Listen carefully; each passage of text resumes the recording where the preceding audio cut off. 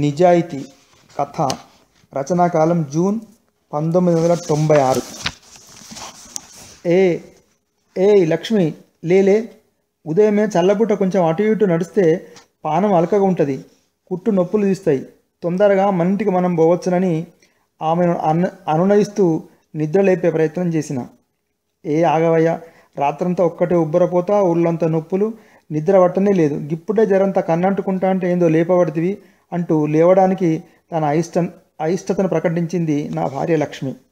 సూర్యోదయం అయిందంటేనే నిప్పులు గుమ్మరిస్తున్నంత వేడి, కాస్త చల్లగా ఉన్నప్పుడైతేనే వాకింగ్ చేస్తే చెమటలు తక్కువగా వస్తాయని, త్వరగా అలసిపోకుండా ఇంకొంచెం ఎక్కువ దూరం నడవచ్చునని ఆమెను కన్విన్స్ చేసి దవాఖాన ముందుకు తీసుకొని వచ్చిన. హిస్టెక్టమీ ఆపరేషన్ చేసి అప్పటికి 4వ రోజు అయినప్పటికీ పక్కన నేను లేందే లక్ష్మి నడవలేకపోతున్నది. దవాఖానా వాకిలి తూర్పు దిశలో ఉంది. కుడివైపు రోడ్డు నానుకొని కొంచెం ఖాళీ స్థలం ఉంది. ఆ ఖాళీ స్థలంలో అన్నీ చిన్న చిన్న గుడిసెలు వేసుకొని రిక్షా వాళ్ళు కాపురం ఉంటున్నారు. మేమిద్దరం నడుచుకుంటూ బయటికి వచ్చేసరికి ఆ రిక్షా కుటుంబాల్లోని ఓ అమ్మాయి తన తమ్ముణ్ణి చంకనేసుకొని మా వైపు వచ్చింది చనువుగా. అంతకుముందు 2-3 సార్లు ఆ అమ్మాయితో నేను కొబ్బరి బోండాలు తెప్పించాను.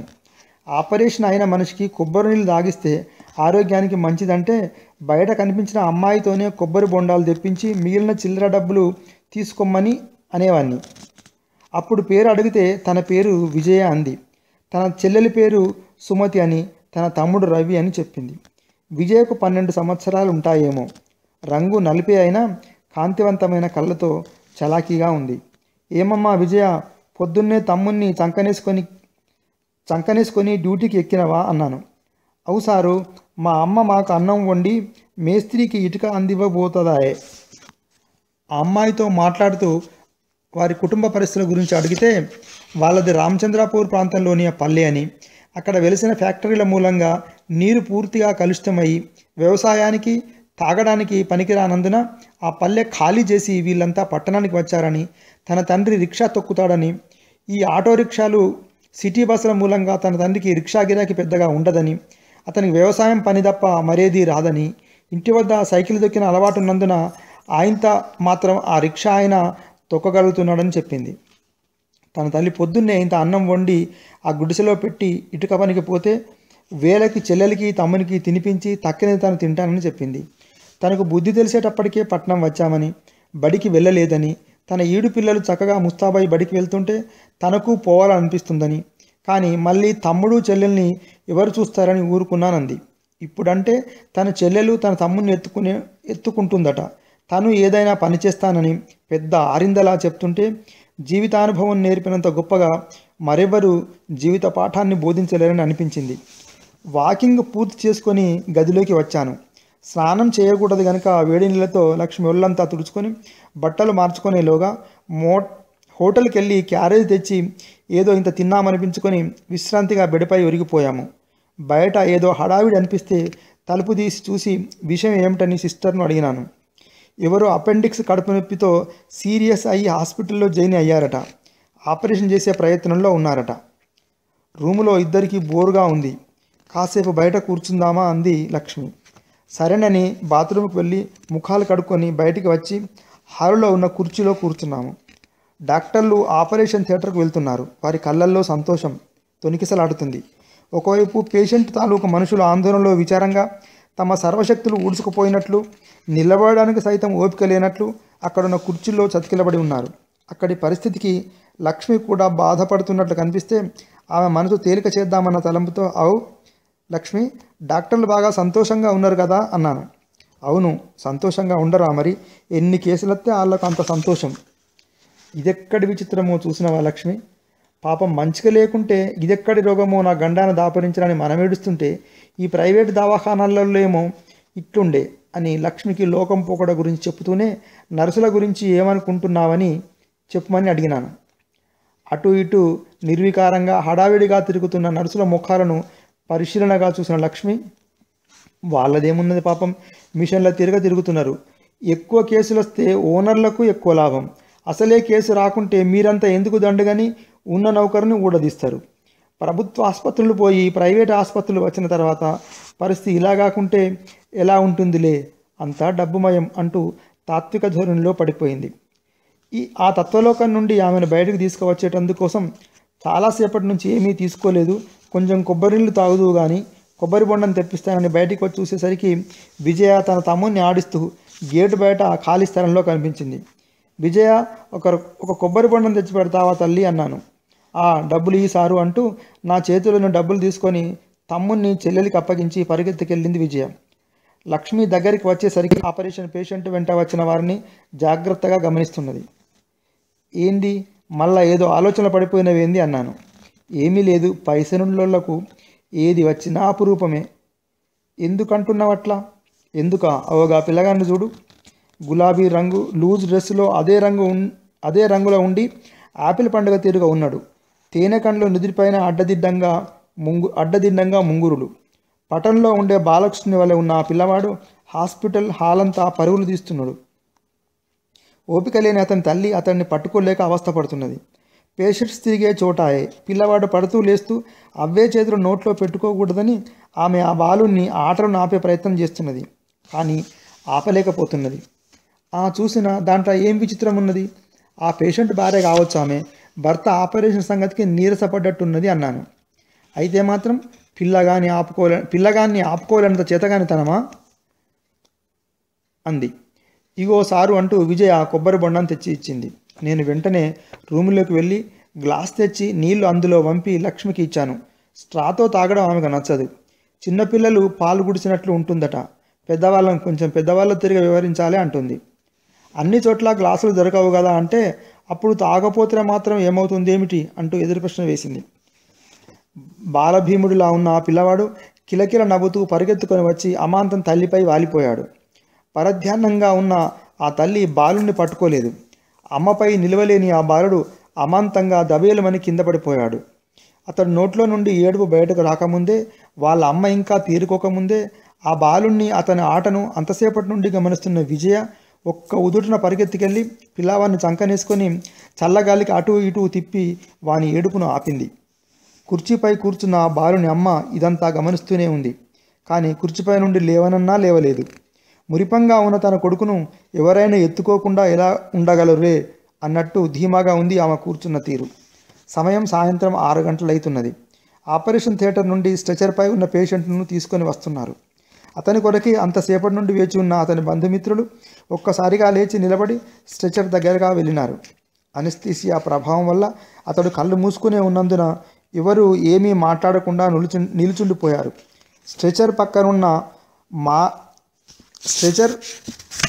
మా పక్కనున్న రూములోనే తీసుకువచ్చారు. పేషెంట్ను బెడ్పై పడుకోబెట్టారు. రూములో పట్టగలిగినంత మంది బంధుమిత్రులు లోపలికి వెళ్ళినారు. ఎలా ఉంది అంటూ పరామర్శించారు. పర్వాలేదు అన్నట్టుగా అతడు కళ్ళతోనే సమాధానం చెప్పాడు. బాలుని తల్లి సైతం భర్త వద్దకు వెళ్ళి నుదురుపై తన మెత్తని అరచేత్తో నిమిరి తన పరామర్శను తెలియజేసింది. ఏమీ భయపడకు అన్నట్లుగా అతడు భార్య చేతిలో చేయి వేసి అభయహస్తం ఇచ్చాడు. సమయం గడిచిపోయినా కొద్దీ, అనస్థీసియా ప్రభావం తగ్గినా కొద్దీ పేషెంట్కు బాధ అధికం కాసాగింది. చెమటలు కారిపోతున్నాయి. గాలి సరిపోవడం లేదని, నాలుక కట్టుకుపోతున్నదని, ఆ బాధకు తట్టుకోలేకపోతున్నానని విలవిలలాడిపోతున్నాడు. లీడర్ వలె ఉండి తెల్లటి ఖద్దర్ బట్టలు ధరించిన బంధువు ఒకరు డాక్టర్ వద్దకు వచ్చి, మావాడు ఇంట్లో ఉన్న ఏసీ లేనిదే ఉండలేడు. ప్రయాణం అయినా ఏసీ ఉన్న కారు ఉంటే తప్ప వెళ్ళలేడు. మీ ఆసుపత్రిలో ఏసీ రూములు లేవా అని అడిగాడు. ఎందుకు లేవండి, మీరు కావాలంటే వెంటనే ఏసీ రూములోకి మార్పిస్తాము అన్నారు. ఓకే, అలాగే కానివ్వండి అంటూ పురమాయించి పేషెంట్ దగ్గరికి వచ్చాడు. ఇంతమంది ఉంటే కుదరదు, మనవాడు ఈ డర్టీ అట్మాస్ఫియర్కి తట్టుకోలేకపోతున్నాడు, అందుకే ఏసీ రూములోకి మార్పిస్తున్నాం అని చెబుతూ అతడి భార్యతో పాటుగా మరో ఇద్దరిని అతని వెంట ఏసీ రూములో ఉండే విధంగా ఏర్పాటు చేసి తక్కిన వారందరినీ తమ వెంట తెచ్చుకున్న ఏసీ కారులో కూర్చోబెట్టుకొని ఎంత హడావిడిగా వచ్చాడో అంతే హడావిడిగా వెళ్ళిపోయాడు. మళ్ళీ స్ట్రెచర్ తీసుకొని వచ్చి పేషెంట్ను గ్రౌండ్ ఫ్లోర్ నుండి సెకండ్ ఫ్లోర్లో ఉన్న ఏసీ గదిలోకి మార్చుతున్నారు. బాలుని అమ్మ వరండాలోకి వచ్చి విజయ సంఖ్యలో ఉన్న తన కొడుకును చూసి సంతృప్తి పడింది. విజయను గురించి ఆరా ప్రారంభించింది. నీ పేరేమిటమ్మా అంది. విజయ. నీవెక్కడ ఉంటావు? ఈ దవాఖాన ముందు కుడివైపున ఉన్న గుడిసెలలో ఉంటాం. మేము ఈ వారం రోజులు ఈ ఆసుపత్రిలోనే ఉంటాము. నీవు ఈ వారం రోజులు మా అబ్బాయిని ఎత్తుకుంటావా? ఎత్తుకుంటా, విజయ చాలా ఉత్సాహంగా కళ్ళు మెరిసిపోతుండగా చెప్పింది. మీ అమ్మా నాన్నలు ఏమనరా మరి? ఏమనరు. మా తమ్ముణ్ణి మా చెల్లె ఎత్తుకుంటుంది, నేను మీ బాబుని ఎత్తుకుంటా అన్నది. ఏమిమ్మంటావు? బేరమాడటానికి దిగింది. మీ ఇష్టం అమ్మ, ఎంత ఇచ్చినా మంచిదే అన్నట్లుగా గబుక్కున అంది విజయ. సరే, బాబునెత్తుకొని నా వెంటరా. ఏసీ ఉన్న 16వ గది ముందరున్న బాల్కనీలో పిల్లవాన్ని ఆడిపించకుండా ఉండాలి అన్నది. ముందు బాలుని తల్లి నడుస్తుంటే వెనుక చంకలో పిల్లవాన్ని ఎత్తుకొని విజయ ఆమెను అనుసరించింది. అప్పటికే పేషెంట్ను ఏసీ గదిలోకి తీసుకొని వెళ్ళినారు. పిల్లవాన్ని జాగ్రత్తగా ఆడించు ఆ బాల్కనీలో అని పురమాయించింది బాలుని తల్లి. ఏసీ గదిలోకి పోతూ ఇన్ని జాగ్రత్తలు చెప్పే ఆమెకు తాను అజాగ్రత్తగా ఉండి కొడుకు కింద పడ్డా పట్టించుకునే విషయం ఆమెకు గుర్తుకు రాలేదు. అప్పటికే దాదాపు గంట నుండి ఎత్తుకొని ఉండటం వలన చంక నొప్పి పెడుతున్నందున బాలభీముణ్ణి కిందికి దించింది విజయ. కేరింతలు కొడుతూ కారిడార్ వెంట పరిగెత్తడం మొదలుపెట్టాడు. అతడి వెనకే విజయ పరుగులు తీస్తూ అతడు పడిపోకుండా జాగ్రత్తగా కాపలా కాయసాగింది. పరిగెత్తడం పిల్లనికి విసిగేసిందో ఏమిటో బాల్కనీలో రైలింగ్ను పట్టుకొని ఉయ్యాలలూగడం మొదలెట్టాడు. అలా కొంతసేపు ఊగిన తర్వాత రైలింగ్ కడ్డీలు పట్టుకొని పైకెక్కడం ప్రారంభించాడు. రైలింగ్ పైకి చేరితే కాలు జారిన పట్టు తప్పిన ప్రమాదమే కనుక రైలింగ్ ఎక్కవద్దని విజయ వారించింది. ఒక్కసారికి 2 సార్లకు ఏమీ అనలేదు. అంతవరదాకా తన స్నేహితురాలితో ఆడుకున్నట్టు ఆడుకున్న అబ్బాయి తన చేష్టలకు అడ్డు తగులుతున్న విజయపై విరుచుకుపడ్డాడు. చేతులతో ముఖంపై తపాతపా కొట్టిండు. అయినా విజయ అతడిని రైలింగ్ ఎక్కనివ్వకుండా చేతులను విడిపించి ఆడించే ప్రయత్నం చేస్తున్నది. తనను రైలింగ్ ఎక్కనివ్వడం లేదన్న కోపంతో విజయ చేతులు విడిపించుకొని బాలుడు ఆమె ముఖంపై తీవ్రంగా గోళ్లతో రక్కిండు. వద్దు బాబు, రైలింగ్ ఎక్కితే పడిపోతావు కదా, దెబ్బలు తగులుతాయి కదా అంటూ బుజ్జగిస్తూ తన ముఖంపై రక్కిన మంటను ఓర్చుకుంటూ బాలుడిని గట్టిగా పట్టుకొని చంకలో వేసుకుంది. రైలింగ్ ఎక్కనివందున రెచ్చిపోయిన బాబు విజయ భుజాన్ని తన నోటితో గట్టిగా కరిచిపట్టి కసిక్కిన కొరికిండు. బాధతో కెవ్వుమని అరవబోయిన విజయ తమాయించుకుంది. పోరన్ని కింద ఎత్తెత్తున అన్నంత కోపం వచ్చింది. కానీ బాలుని తల్లి చూస్తే రేపటి నుండి తనను ఎత్తుకోవడానికి రావద్దంటుందేమన్న భయంతో మెల్లగా పిల్లవాడిని కిందకు జారవిడిచింది. 2 ఏళ్ల నుంచి తన తమ్ముని ఎత్తుకుంటున్నది కానీ ఒక్కనాడు వాడు విజయను కొరకడం కాదు కదా, కనీసం గోళ్లతోనైనా రక్కలేదు. అబ్బా, రాక్షసి పోరాడు, రక్తం వచ్చేటట్టు కొరికి కదా అని తనలో తానే అనుకుంటూ బాలుని కోపం పోయేసరికి అంతవరదాకా అతడు ఎక్కే ప్రయత్నం చేసిన రైలింగ్ వద్ద ఎవరో పేషెంట్ బంధువులు ఒరిగి కూర్చున్నందున బాలునికి అటు నుండి మనసు మళ్ళింది. ఏసీ రూము తలుపులు నెట్టినాడు. భర్తకు పరిచర్యలు చేస్తున్న బాలుని తల్లి కొడుకును చూసి బయటకు వచ్చింది. బాబు బాగా ఆడుకుంటున్నాడా అని అడిగింది. మంచిగానే ఆడుకుంటున్నాడమ్మా, ఆకలైతే అంది కావచ్చునమ్మా, ఏమన్నా తింటాడో ఏందో అన్నది విజయ. తినిపిస్తేనన్న అల్లరి తగ్గుతుందన్న అమ్మ మనసుతోటి గదిలోకి వెళ్ళి తన హ్యాండ్ బ్యాగులో నుండి ఖరీదైన విటామిన్ బిస్కెట్ టిన్ బయటకు తీసుకొని వచ్చి, ఇదిగో అమ్మాయి, ఈ టిఫిన్ నిండుగా విటామిన్ బిస్కెట్ ఉన్నాయి, కొన్ని అబ్బాయికి తినిపించు అని పురమాయించి ఏసీ గదిలోకి వెళ్ళిపోయింది ఆ బాలుని తల్లి. చిన్న టిఫిన్ బాక్స్ ఆకారంలో ఖరీదైన డబ్బా నిండుగా ఖరీదైన పేపర్లో చుట్టబడి ఉన్నాయి బిస్కెట్లు. మూత తీసి ఒక్కటొక్కటిగా 5 బిస్కెట్లు తినిపించాక బిస్కెట్ టిన్ తన చేతికి ఇవ్వాలని బాలుడు అల్లరి చేయడం ప్రారంభించాడు. టిన్ చేతికిస్తే బిస్కెట్లని ఖరాబు చేసినా బయటికి విసిరేసినా ఆ బిస్కెట్లు నేనే తిన్నానని భావించి యజమానురాలు ఎక్కడ కోపడుతుందో అన్న భయంతో బాబుకు ఇవ్వకుండా ఒక్కొక్క బిస్కెట్టే బాబు నోటికి అందించింది. మరో బిస్కెట్ కొరకు బాబు నోరు చాపి బిస్కెట్ నోట్లో పెట్టమన్నట్టు విజయ ముందుకు వచ్చాడు. ఇంకో బిస్కెట్ తీసే కొరకు విజయ టిఫిన్ మూత తీస్తుండగా టిన్ లాక్కోవడానికి బాలుడు ఆమె చేతిపై పడిపోయాడు. బాలుడు కింద పడకుండా ఉండే కొరకు విజయ టిన్నును వదిలేసి బాలుడిని గట్టిగా పొదివి పట్టుకుంది. టిన్ దొర్లుకుంటూ రైలింగ్ సందులో నుండి కిందికి పడిపోయింది. విజయ గుండెకాయ జారిపోయినట్టు బాధపడ్డది. బాలుని చంకన వేసుకొని రైలింగ్ సందులోంచి కిందికి చూస్తే తెల్లటి విద్యుత్ దీపాల వెలుగులో పూల కుండీలలో ఉన్న మొక్కలు, బోనుసాయి చెట్ల కొసలు కనిపిస్తున్నాయి.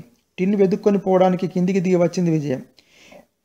విద్యుత్ దీపాల వెలుగులో కింద బాగానే కనిపిస్తున్నది కానీ అందం కోసం, చల్లదనం కోసం పెట్టిన పూల చెట్లు, కుండీలు, మొక్కలు, ఆ చెట్లు అంగుళం జాగా లేకుండా అన్నీ అవే కనిపిస్తున్నాయి. పైనుండి చూస్తేనేమో చెట్ల కొనలు, కింది నుండి చూస్తేనేమో కుండీలు, చెట్లు కనిపిస్తున్నాయి. కానీ టిన్ కనిపించడం లేదు.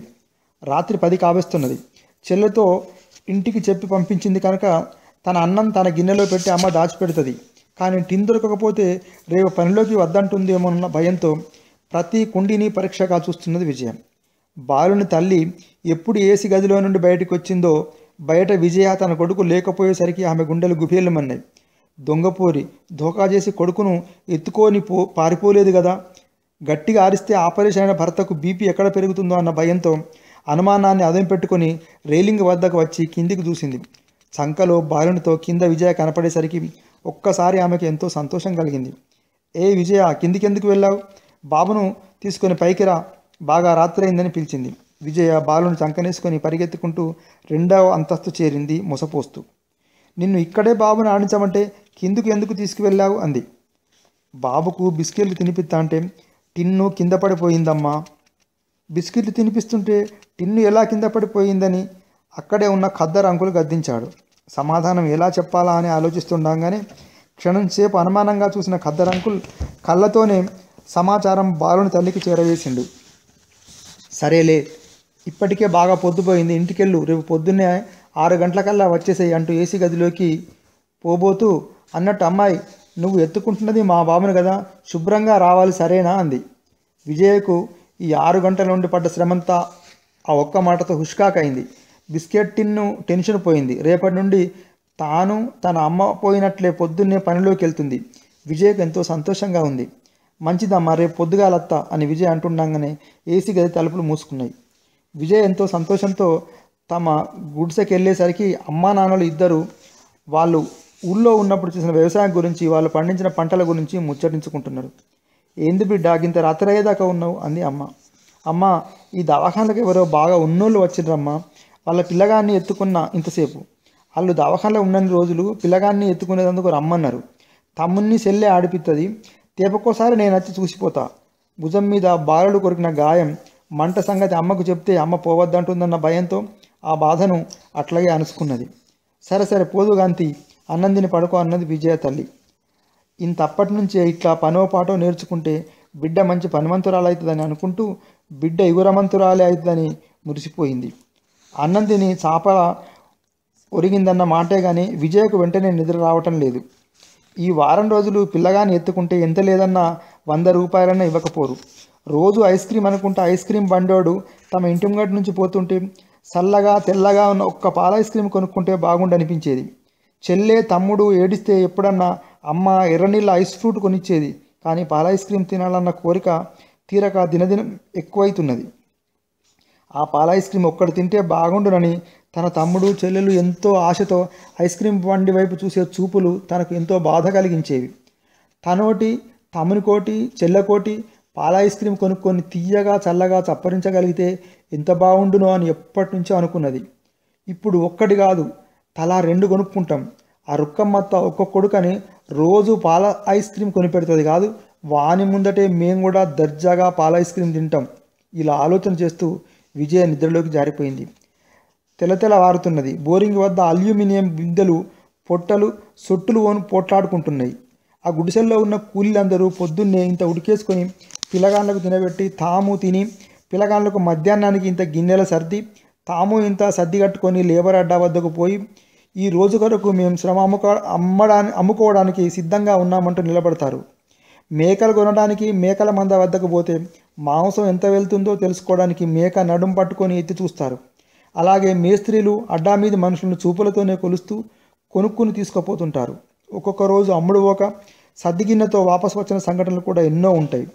వంట వార్పుకు నీళ్ళు అవసరం ఉంటాయి కనుక తెల్లవారు లేస్తూనే అంతా నీళ్ల ప్రయత్నంలో ఉంటారు. అందరూ ఒకేసారి బోరింగ్ వద్దకు వస్తారు కనుక ప్రతిరోజు సత్తు బిందెలకు వస్తుంది చావు. బోరింగ్ చప్పుడుకు విజయకు మెలకువైంది. కళ్ళు తెరిచి చూసేటప్పటికీ తెల్లవారింది. విజయకు గుండెలు జల్లుమన్నాయి. టైం అయిపోయిందా ఏమిటని భయమేసింది. ఒక్క ఉదుటున గుడిసెల నుండి బయటికి వచ్చి చూసేసరికి రిక్షా బండి సవరించుకుంటా కనిపించిండు వీరయ్య మామ. అతని చేతికి గడియారం ఉంది. టైం ఎంత అయింది వీరయ్య మామ? 5:30. ఎందుకు బిడ్డ? 6 గంటలకల్లా పనులకు పోవాలి. ఏం నౌకలు ఎక్కినావు బిడ్డో, నీ దండం పెడతా. ఇంతంత టైం చెప్పినందుకే ఇక నీకు అన్నీ చెప్పాలి. ఇక అరగంటే టైం ఉన్నది. చెప్పన తయారు కావాలి, ముఖం కడుక్కోవాలి, స్నానం చెయ్యాలి. సత్తు బిందెలు చూస్తే నీళ్లు లేవు. అమ్మ బోర్లు తోముతున్నది. గంజులలో నీళ్లతోనే బోర్లు కడిగేటట్టు ఉన్నది. సత్తు బిందె పట్టుకొని బోరింగ్ వద్దకు వెళ్ళింది. నేను ముందరొచ్చిందని ఒకరిపై ఒకరు కేకలు వేసుకుంటున్నారు. నా తర్వాత వచ్చిన నీ బిందె ముందర ఎట్లా ఉంటుందని ఒకరు బిందెను వెనక్కి లాగి పారేస్తే నా బిందెనే పారవేస్తావా అంటూ ఈమె బిందెను ఆమెలాగి వేస్తూ చాలా గడబిడ పడుతున్నారు. తమ గుడిసె పక్కన ఉన్న రుక్కమ్మత్త చేతిలో బోరింగ్ హ్యాండిల్ ఉన్నది. రుక్కమ్మత్త నీకు దండం పెడతా, నీ బిందెలై సగమని నీళ్లు నాకు పోయావా, నాకు టైం అయిపోతుంది అన్నది విజయ. ఏం టైం బిడ్డో, నీకు లగ్గం టైం అవుతుందా అన్నది రుక్కమ్మ. నీ అబ్బబ్బా గిన్ని పోయావా, నీళ్ళు పోయావా, మామటిలు వచ్చినాక నీ కొడుకును వీపు మీద ఎక్కించుకొని గుర్రమాట ఆడిస్తా అత్త. గుర్రమాట ఎందుకే నా తల్లి, పెళ్ళాడ రాదు, ఎదిగిన కోడలు వచ్చిందని సంబరపడతాం. అయితే మానాయపటు, నీ కొడుకు ఎదిగేదాకా సీమునెత్తులు చంపుకొని ఎట్టనో ఆగుతుంది కానీ కట్నం లేకుండా నువ్వు పెళ్లి చేసుకుంటావా మరి చెప్పు అన్నారు నీళ్ళకొచ్చిన ఓ మాటకారి. అబ్బో మా గరీబోళ్ళకి ఇత్తదా వాళ్ళ అమ్మ అంటూ ఆ మాత్రం మాటలను కూడా తప్పించుకో చూసింది. అబ్బా రుక్కమ్మత్త, మొన్న ఏమైంది అన్నది రుక్కమ్మత్త. మొన్న ఇవాళ మీ మామ మాట్లాడతలేడు, 2 రూపాయల మల్లెపూలు దేపో, మామకు మందు పెడతానంటే నేను తెచ్చియలేదా, అయ్యో కొంటెనా కూడలా, నిన్నిక్కడ ఇంకొంచెం సేపు ఉండనిస్తే నా ఇజ్జత్ బజారుకి ఇచ్చేటట్టు ఉన్నావు కదా, అగో ఆ తప్పెలలో ఉన్న నీళ్లు తీసుకొని వెళ్ళిపో. అబ్బా ఈ కాలం పిల్లలు ఎంత ఉపాయంగా పని ఒడ్డెక్కించుకుంటారమ్మా అంటూ బోరింగ్ హ్యాండిల్ గట్టిగా కొట్టసాగింది. తప్పెలలో ఉన్న నీళ్లు సత్తు బిందెలో వంపుకొని తప్పెల మళ్ళీ అక్కడే పెట్టి గుడిసె దగ్గరికి వచ్చి తొందరగా ముఖం కడుక్కొని స్నానం చేసింది. ఉతికిన గౌను దొడుక్కున్నది, నున్నగా తలదివ్వుకుంది. సంచిలో ఉన్న పౌడర్ డబ్బా తీసి ముఖానికి మెడలకు పౌడర్ రాసుకున్నది. తలలో కొన్ని మల్లెపూలు పెట్టుకుంటే బాగుండని అనుకున్నది. మల్లెపూలు అమ్మే నరసాయ మామ యాదికి వచ్చిండు. నిన్న అమ్మగా మిగిలిపోయిన పూలు ఉంటాయి ఆయన దగ్గర, కొంచెం పెట్టుమంటే పెట్టకపోతాడా నాశతో నరసయ్య మామ గుడిసెకు వెళ్ళింది. నరసయ్య మామ 4 మల్లె మొగ్గలు పెట్టావా అంది విజయ. 4 కర్మ తల్లి, నీ పెళ్లినాడు పూల జడ అల్లి తెచ్చే జిమ్మదారి నాదేనాయే. అరే ఎప్పుడో జరిగే పెళ్లి ముచ్చట ఊరిచ్చి ఇప్పుడు ఆ పొల్ల అడిగే 4 మొగ్గలు ఎగ్గొడతావా ఏంది? ఆ పిల్ల పెళ్లి వరకు వాళ్ళు ఎక్కడనో మనం ఎక్కడనో, వచ్చే నెల ఈ ఖాళీ జాగాలల్లా ఇంకో దవాఖానకు ముగ్గుపోస్తారట అన్నది నరసయ్య భార్య మల్లీశ్వరి. ఇగో బిడ్డ ఈ పూలు తీసుకో అంటూ పూల బుట్టల నుండి 10 గల మొగ్గలు విజయ్ చేతిలో పెట్టింది మల్లీశ్వరి. మల్లె మొగ్గలు తీసుకొని గుడిసెలకు పోయి దారంతో మల్లె మొగ్గలు చుట్టి జడలు పెట్టుకొని అమ్మ పోయొస్తానే అన్నది. పైలం బిడ్డ ఉన్నోళ్ళ ముచ్చట, బాబును మంచిగా ఎత్తుకో, నడుమన తమ్ముని దగ్గరకోసారి అచ్చిపో అని జాగ్రత్తలు చెప్పుకుంటా సాగనంపింది. ఉదయం నిద్ర లేచిన నేను కాలకృత్యాల అనంతరం దవాఖానా కారిడార్లో లక్ష్మితో వాకింగ్ చేస్తున్నాను. శుభ్రంగా అప్పుడే విచ్చుకుంటున్న మల్లె మొగ్గలా ఉన్న విజయ మమ్మల్ని చూస్తూ వెలిగిపోతున్న ముఖంతో చిరునవ్వుతో ఏసీ గది వైపు టీవీగా పైకి ఎక్కసాగింది. ఈ పిల్ల ఇవాళ భలే సంతోషంగా ఉన్నది, ఆమె పైకెక్కుతున్న తీరు ఎలా ఉన్నదో చెప్పుమని లక్ష్మి నడుస్తూనే నన్ను ప్రశ్నించింది. ఈ దవాఖానా యాజమాన్యం, దీని నిర్వహణ బాధ్యతంతా డాక్టర్ పుష్పలత గారిపై ఉంచితే ఆ బాధ్యతల బరువుతోటి కడిగిన ముత్యంలా ఉదయమే తయారై దంతపు బొమ్మలే చిరునవ్వులు మూసుకొని ఆసుపత్రికి వచ్చి రోగులందరికీ తన దయగల చూపు చిరునవ్వుల పరామర్శలు పంచుతూ ఇంతమందికి ఆరోగ్యాన్ని ప్రసాదిస్తూ యాజమాన్యపు మెప్పు పొందుతున్నానన్న ఆత్మసంతృప్తితో టీవీగా ఆమె పైకి మెట్లు ఎక్కినట్లే ఈ పిల్ల కూడా మెట్లు ఎక్కుతున్నట్టు నాకు అనిపించింది. కథలు రాస్తావని తెలుసు కానీ కవితీరుగా వర్ణనలు చేస్తావని తెలియదు అన్నది లక్ష్మి. పనిపై గౌరవం ఉన్న డాక్టర్ పుష్పలత గారిని పనిచేయాలన్న తపన ఉన్న విజయను పరిశీలిస్తే అలా అనిపించింది, గౌరవం కలిగింది అని నేను లక్ష్మితో చెప్తుండగానే తెల్లదొరలతో యుద్ధంలో ఓడిపోయిన ఝాన్సీ లక్ష్మీబాయి వలె కిందికి దిగి వస్తున్న విజయ కనిపించింది. ముఖం చాలా బాధగా ఉండి నీరసపడిపోయి దిగి వస్తున్నది. ఇంతలోనే ఎంత మార్పు!